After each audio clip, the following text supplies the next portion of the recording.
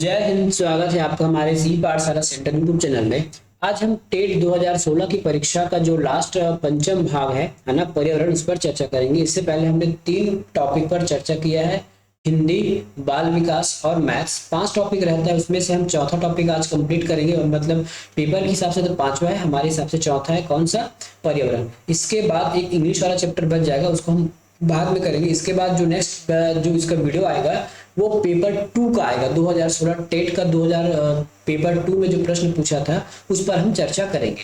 ठीक है, आज देखिए पर्यावरण से किस प्रकार से टेट के प्रश्न आते हैं। और टेट के एग्जाम आ गया है 23/6/2024 को उसका डेट घोषित कर दिया गया है। तो जितने भी टेट वाले हैं वो ध्यान से देखिए, हो सकता है आपके पेपर बन जाएंगे। दूसरी बात, जो बाल विकास के जो प्रश्न आएंगे है ना, बाल विकास सेक्शन से में भी आपके हॉस्टल वार्डन के लिए भी काम आएगा, क्योंकि बाल विकास का एक चैप्टर हॉस्टल वार्डन में डाल दिया गया है। ठीक है, तो बने रहिए हमारे साथ इस वीडियो में। और चलिए अब स्टार्ट करते हैं। पंचम भाग है। अब आपको प्रश्न दिया गया है कौन सा प्रश्न है ये? 121 नंबर का प्रश्न है। कौन सा नंबर का प्रश्न है? 121 नंबर का प्रश्न है। सब प्रश्न क्या कहलाता है? किन दो तारों को जोड़ने तथा उस लाइन को आगे बढ़ाने से ध्रुव तारा को पहचाना जा सकता है? ठीक है, किन तारों को जोड़ने पर, उसको आगे बढ़ाने पर ध्रुव तारा हमको जाना जा सकता है? तो वो है हमारे पास 1 और 2 को। ठीक है, इस 1 और 2 को यदि हम सॉरी 1 और 2 बोलता हूँ, 6 और 7 को, सॉरी ये 6 हो गया। और इस 7 को जैसे अगर हम आगे जोड़कर आगे बढ़ाएंगे तो ये ध्रुव तारा के रूप में हम इसको जान सकते हैं। ये हमारे जियोग्राफी का पार्ट है, याद रखिएगा। ठीक है, जियोग्राफी एस्ट्रोनॉमी का पार्ट है ये।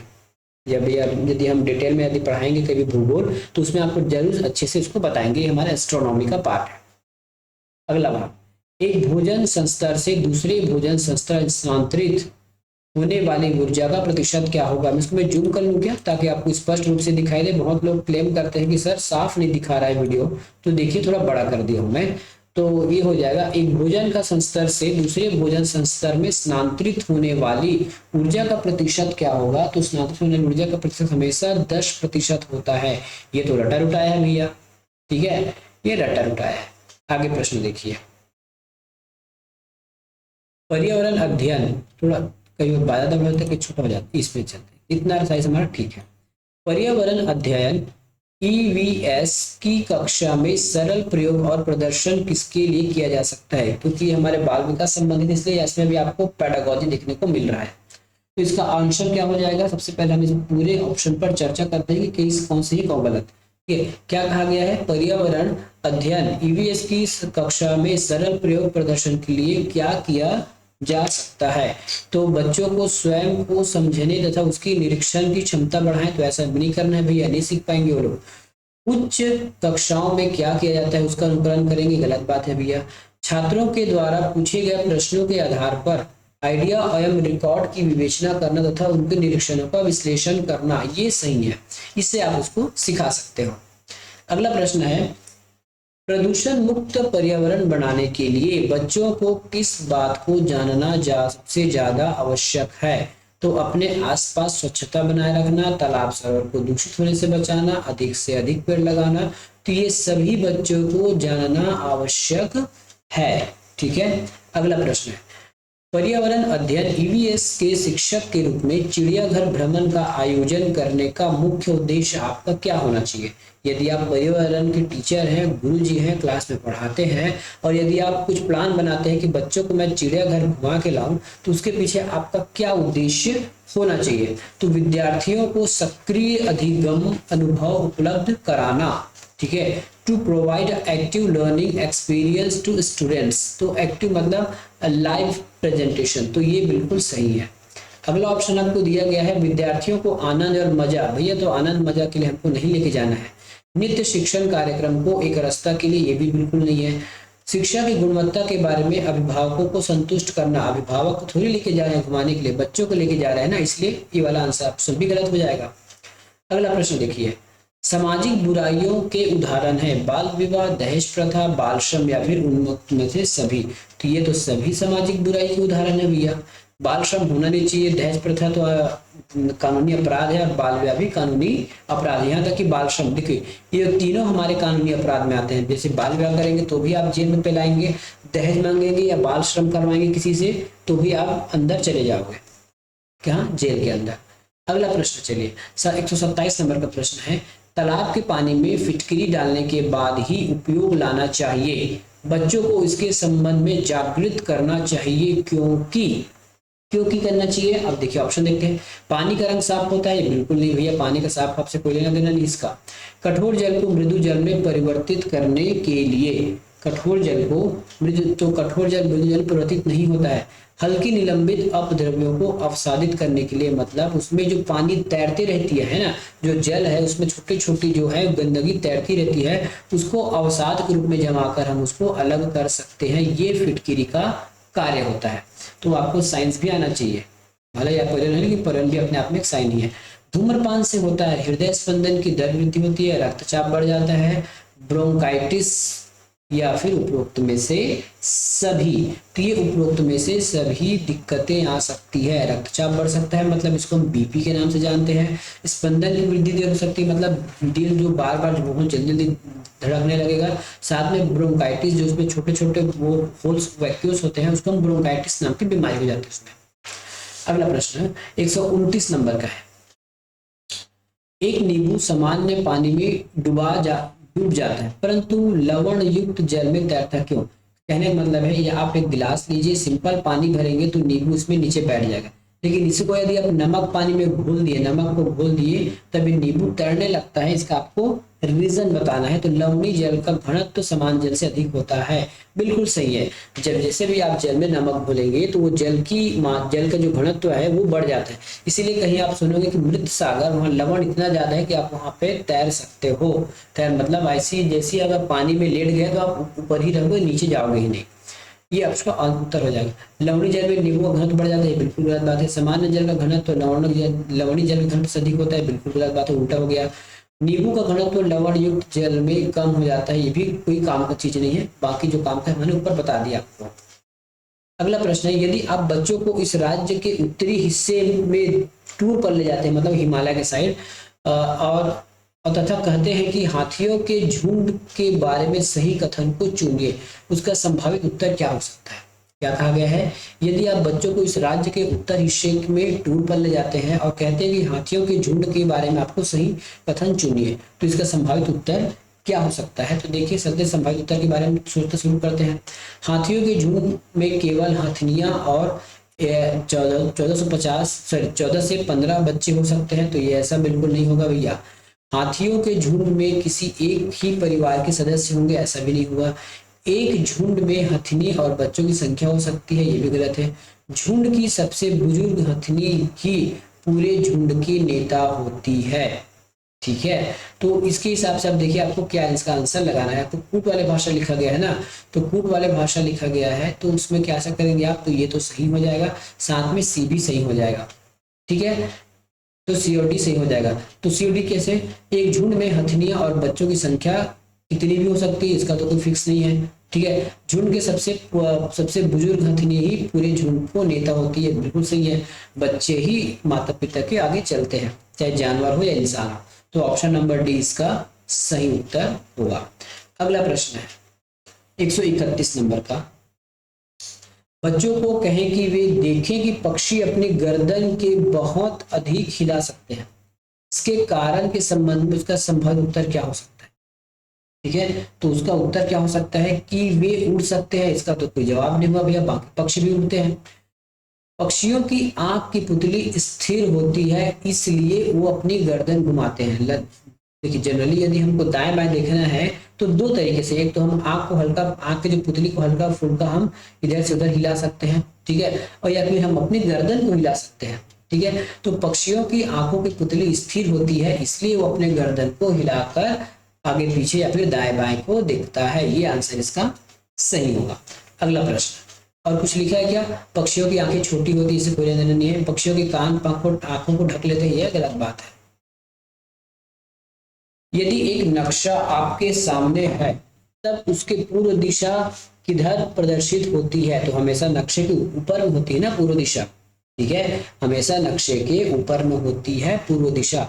नक्शे के सबसे आधारी भाग, आधारी कब बोला हूँ, पूर्वी दिशा बोला है क्या, सॉरी सॉरी, उत्तर होता है। ये सब नक्शा बनाएंगे तो उत्तर, उत्तर, दक्षिण, ये पूरब और ये पश्चिम। ठीक है, एक नक्शा आपके सामने है तथा उसमें पूर्व दिशा किधर प्रदर्शित होगी, तो इसका आंसर है हमारा आपके दाहिने हाथ की ओर।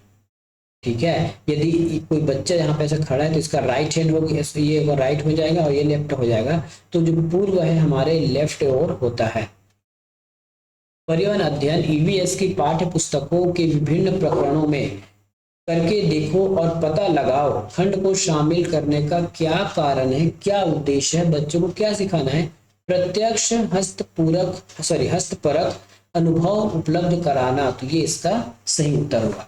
तो गलत क्या क्या हो जाएगा, परीक्षा में निष्पादित को सुधारना गलत बात है। वैज्ञानिक शब्दावली की परिभाषाएं सिखाना, ये भी गलत है। घर में विद्यार्थियों को व्यस्त रखना, ये तो आंसर हो ही नहीं सकता भैया। अगला प्रश्न देखिए, और जितने भी हम आपको आंसर बता रहे हैं वो फाइनल आंसर पर आधारित है। ठीक है, सभी प्रकार की परिस्थितियों तंत्रों के लिए ऊर्जा का प्रमुख स्रोत क्या होता है। ठीक है, सभी प्रकार के परिस्थितियों तंत्रों के लिए ऊर्जा का स्रोत क्या होता है, तो सभी प्रकार के ऊर्जा का स्रोत हमारा सूर्य है, ये तो सबको पता है। ठीक है, सूर्य से ही पौधे बनाते हैं, पौधे को हम खाते हैं तो हमको ऊर्जा मिलता है। अगला प्रश्न, आकाश में तड़ित की घटना होती है जब दो बादल ऋण आवेश का आदान प्रदान करते हैं, एक दूसरे से टकराते हैं, एक दूसरे पर अति व्यापन करते हैं, या फिर उपरोक्त में से सभी। तो ये एक दूसरे पर टकराते हैं, इसलिए यहाँ पे तड़ित की घटना होती है। वास्तविक में वहां जैसी एक दूसरे बादल टकराते हैं तो इसमें चार्ज उत्पन्न होता है, वही चार्ज नीचे गिरता है। जैसे घसाते हैं, लोग सीखे ना घर्षण, स्थिर वैद्युत बल सीखे ना गणित साइंस में, स्थिर वैद्युत बल, तो ये वही काम करता है। जब रगड़ाता है तो उससे इलेक्ट्रॉन्स बाहर आते हैं, वही आपको चमकते हुए दिखाई देते हैं। अगला प्रश्न, पर्यावरण अध्ययन ईवीएस की कक्षा में कविता एवं कहानियों के उपयोग इनमें से क्या मदद मिल सकती है। तो कहानियां को पौधे से हम कैसे मदद ले सकते हैं, विद्यार्थियों की ऊर्जा को सही दिशा में, गलत बात भैया। विद्यार्थियों के मध्य भाषा एवं सांस्कृतिक विविधता के प्रति सावधानी रखना, गलत है। स्थानीय एवं वैश्विक स्तर पर विश्व की प्रकृति की कल्पना एवं उसके दोहन की क्षमता को बढ़ाने के लिए हम उसकी कहानी कविताओं को हम शामिल कर सकते हैं।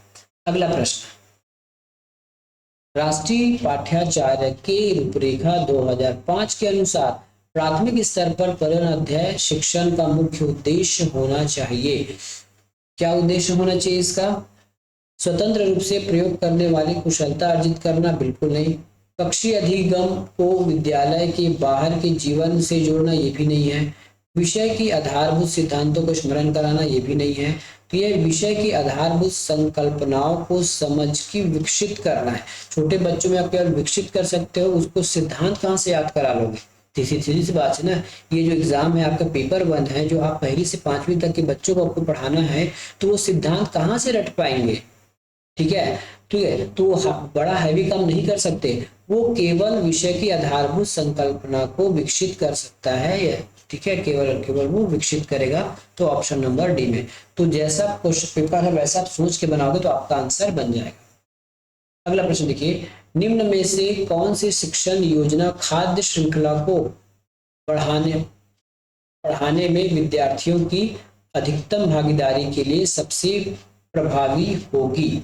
ठीक है, सबसे प्रभावी होगी, तो इसका आंसर हो जाएगा आपका ऑप्शन नंबर डी। जीवों के प्ले कार्ड बनाना और विद्यार्थियों के समूह को विभिन्न खाद्य श्रृंखलाओं को सोचते हुए उन्हें व्यवस्थित करने के लिए कहना, ये इसका आंसर हो जाएगा। अगला प्रश्न चलिए, विटामिन ऐसे पदार्थ हैं, कैसे पदार्थ हैं विटामिन, तो जो न्यूनतम रोगों से बचने के लिए अल्प मात्रा में आवश्यकता होती है। मतलब कुछ रोग हैं जिनसे बचने के लिए हमको विटामिन की आवश्यकता होती है, तो ये बिल्कुल सही है। जो हमें स्वस्थ बनाए रखने के लिए औषधि है, तो विटामिन कोई औषधि नहीं है, ये रोगों से बचने के लिए हमको आवश्यकता होती है। जो उपपचयी दर को बढ़ाते हैं, तो इसके लिए एंजाइम्स होते हैं, विटामिन नहीं। जो कि पेशियां बनाकर हमें ताकत बनाते हैं, तो विटामिन ताकत नहीं बनाते भैया, इसके लिए हमको ऊर्जा चाहिए। चलिए आगे प्रश्न देखते हैं। 40 नंबर का प्रश्न है। 140, निम्नलिखित में से किस पारिस्थितिक तंत्र में सबसे अधिक खाद्य श्रृंखलाएं पाई जाती है? वन में, तालाब में, मरुस्थल में या फिर घास के मैदान में? तो घास के मैदान में आपको सब चीज मिलेगा, उभयचर मिलेगा, थोड़ा बहुत आपका जली मिल सकता है, विभिन्न प्रकार के पेड़ पौधे मिल सकते हैं। तो घास के मैदान में ज्यादा विस्तृत श्रृंखलाएं आपको देखने को मिल सकती है, क्योंकि वन, तालाब और मरुस्थल एक लिमिटेड जगह होता है, जबकि घास के मैदान में कोई भी व्यक्ति से लेके छोटा जानवर, पौधे सब मिल जाएंगे, इसलिए घास का मैदान उपयुक्त होगा। 141, निम्नलिखित में से क्या बाल श्रम में नहीं आता है? देखिए ये जो क्वेश्चन में पूरा घुमा फिरा के सभी प्रश्नों को डाल दिया जाता है। तो क्या बाल श्रम में नहीं आता भैया बताइए। तो इसमें तो हमारा जो है बालों नहीं आता है ना, बच्चों का फैक्ट्री में काम करना ये तो आता है, बाल श्रम में नहीं आता है वो बताना ही तो आता है। बच्चों का राशन दुकान में काम करना ये भी आता है, तो ये हमारा आंसर नहीं होगा। बच्चों का होटल में काम करना ये भी आता है। बच्चों का अपने कृषि खेतों में कार्य करना ये हमारा बाल श्रम में नहीं है। कहने का मतलब यदि किसी बच्चे के घर खेत काम है तो आप खेत में उसको काम में लगा सकते हो, ये आपके बाल श्रम में नहीं आएगा। लेकिन कभी कभी जिस व्यक्ति के पास छोटा मोटा काम धंधा है उसमें भी बच्चे काम कर लेते हैं स्कूल जाने के समय में। तो कई बार लिखा भी है यदि किसी व्यक्ति का, है ना, यदि किसी व्यक्ति का घर में कुछ कार्य है, कुछ छोटा मोटा बिजनेस है, छोटा मोटा दुकानदारी है, तो यदि बच्चा वहां काम करता है और स्कूल भी उसका नागा नहीं होता, स्कूल भी समय में जाता है, तब उसको हम बाल श्रम में नहीं गिनेंगे घर के काम को। अन्यथा यदि दूसरी जगह काम करने जाएगा तो बाल श्रम ही कहलाएगा, चाहे वो स्कूल के टाइम पे हो या फिर बिना टाइम पे हो। आगे बढ़िए। 142 नंबर का प्रश्न क्या है, पढ़िए। निम्न में से कौन सा क्रियाकलाप वनों के विनाश के लिए उत्तरदायी है? वनों के विनाश के लिए उत्तरदायी है। तो वनों के विनाश के लिए उत्तरदायी कौन सा है? आपके खनन, बांधों का निर्माण करना, पत्ती एवं शाखों का संग्रहण कर बाजार में बेचना। क्या ये भी नुकसानदेह है क्या? तो ये भी बिल्कुल नुकसानदेह है वनों का। बांस की टोकरी बनाना ये कोई नुकसानदेह नहीं, क्योंकि बांस को बाद में उपयोग किया जाता है। गिरी हुई पत्तियों का पत्तल बनाना ये तो क्यों नहीं, क्योंकि ये वेस्टेज है। तो डी और ई तो आएगा नहीं। अब डी और ई कहाँ पे, इसको निपटा दीजिए, ये क्वेश्चन हमारा आएगा नहीं। ठीक है, तो ए बी सी आपका सही हो जाएगा। क्या हो जाएगा? ए बी सी आपके सही हो जाएंगे। अगला प्रश्न, जब एक मछली को पहले से उबले लेकिन कमरे के तापमान पर ठंडा किए गए पानी से भरे एक्वेरियम में डाला जाता है तो वह मर जाती है, क्योंकि एक्वेरियम का पानी खनिज रहित है, ऑक्सीजन रहित है, मछली द्वारा पीने योग्य नहीं है, या फिर मछली के तैरने के लिए योग्य नहीं है।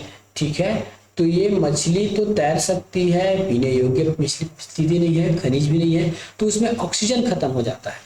यदि आप कहीं से मछली को पहले से उबले हुए लेकिन कमरे के मतलब पानी को आपने अब उबाल लिया है और उसको ठंडा किया, मतलब उसमें से बहुत सारी ऑक्सीजन इसमें निकल चुकी है पानी का, इसलिए, है ना, इसलिए उसमें अब ऑक्सीजन नहीं बचा है, तो उसमें यदि आप मछली डाल दिए तो मर जाएगा।